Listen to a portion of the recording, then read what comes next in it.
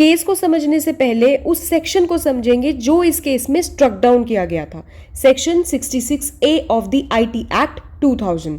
ये सेक्शन क्या बोलता है? ये सेक्शन डील करता है सेंडिंग ऑफेंसिव और annoying messages through communication services जैसे कि इंटरनेट, ईमेल और मोबाइल फोन्स। सिंपल वर्ड्स में अगर हम समझे तो कोई भी इंसान पनिशमेंट उसको दी जा सकती है या वो पनिश हो सकता है अगर वो ऑनलाइन मैसेजेस सेंड करता है जो कंसीडर किए जाते हैं ग्रॉसली ऑफेंसिव और मेनेंसिंग।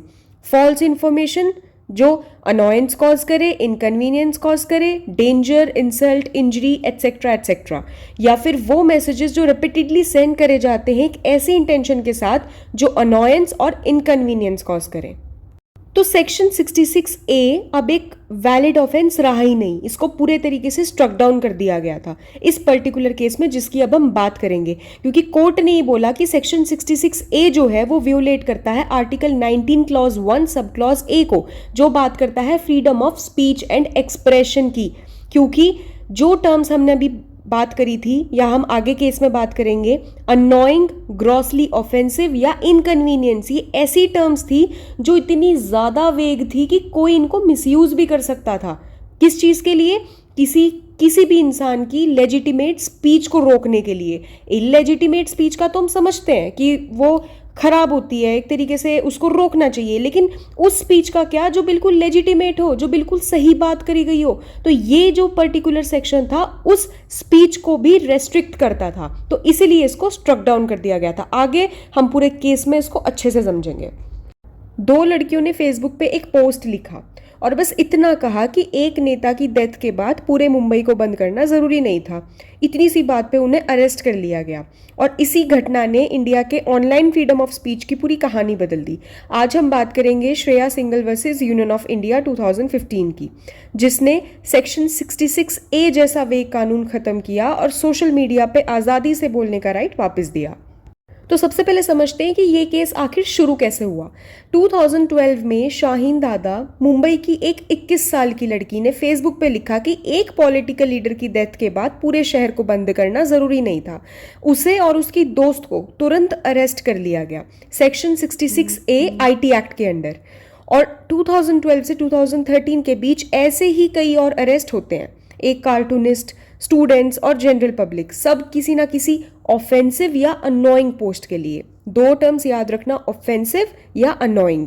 श्रेया सिंगल जो खुद एक लॉ स्टूडेंट थी, इस मिसयूज को देखकर सुप्रीम कोर्ट में PIL फाइल करती हैं और 24 मार्च 2015 को दो जज बेंच जस्टिसेस चेलामेश्वर और नारीमन ने सेक्शन 66A को पूरी तरह अनकॉन्स्टिट्यूशनल डिक्लेयर कर दिया। तो अब देखते हैं कि जजमेंट में एग्जैक्टली हुआ क्या। सेक्शन 66A को पूरी तरह स्ट्रक डाउन किया गया। Article 19 clause 1 sub clause A का व्योलेशन माना गया और इसके जो वर्ड्स हैं जैसे grossly offensive, menacing character, annoyance, inconvenience इतने वेग थे कि कोई भी ऑफिसर अपनी मर्जी से इंटरप्रेट कर सकता था।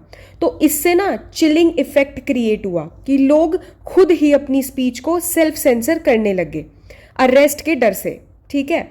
और दूसरी तरफ सेक्शन 69A जो वेबसाइट ब्लॉकिंग अलाउ करता है उसे वैलिड रखा गया, लेकिन प्रॉपर सेफगार्ड्स के साथ। सेक्शन 79 जो इंटरमीडिएरी लाइबिलिटी से रिलेटेड है उसे रेड डाउन किया गया, मतलब प्लेटफॉर्म सिर्फ कोर्ट ऑर्डर या गवर्नमेंट नोटिफिकेशन पर कंटेंट हटाएंगे, किसी भी रैंडम कंप्लेंट पर नहीं हटाएंगे। और केरला पुलिस एक्ट का सेक्शन 118 क्लॉज D जिसमें सेम वेगनेस प्रॉब्लम थी जैसा 66A में है, तो वो भी स्ट्रक डाउन हुआ। और अब हम देखेंगे कि ये केस आज भी इतना ज़्यादा मैटर क्यों करता है, क्योंकि कोर्ट ने इस जजमेंट में एक बहुत इंपॉर्टेंट 3 पार्ट टेस्ट दिया था। 3 पार्ट मतलब डिस्कशन, एडवोकेसी और इंसाइटमेंट।